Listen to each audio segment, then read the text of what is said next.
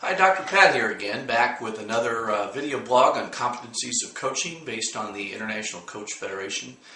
Today we're going to talk about listening. It goes without saying, no pun intended, that listening is the key component of a coaching conversation, actually of any conversation other than just a chat.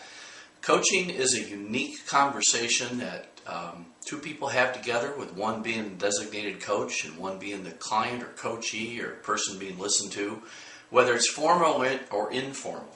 And active listening is an interesting term. In fact, I prefer to call it focused listening.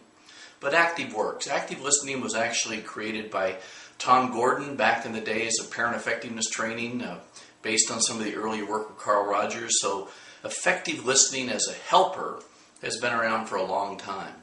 In the coaching relationship, active listening, especially for someone like me, is kind of a listen and clarify, listen and clarify. So I'm actively listening and active in the process of clarifying with the client. Am I hearing what they're saying? Am I understanding it? Without editorializing.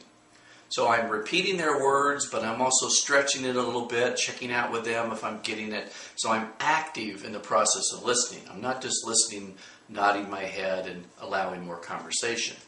Although part of active listening also includes the use of silence. And you have to have spaces in the listening.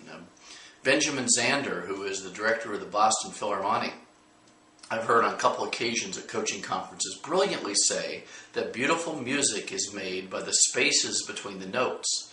And I think beautiful coaching is created by the spaces between the words. So there needs to be a pause, there needs to be a reflection, there needs to be a connection that the client sees and or feels if it's over the phone, senses. But you need to be active. You can't just listen, maybe repeat a few words, and that's it. You need to say things like, tell me more. What else? And that gets to other parts of coaching that we'll talk about next time. So when you do your coaching, keep in mind that it's an active listening process or focused listening. The focus is on the client, what they're saying, and what they're not saying. See you next time. This is Dr. Pat signing off.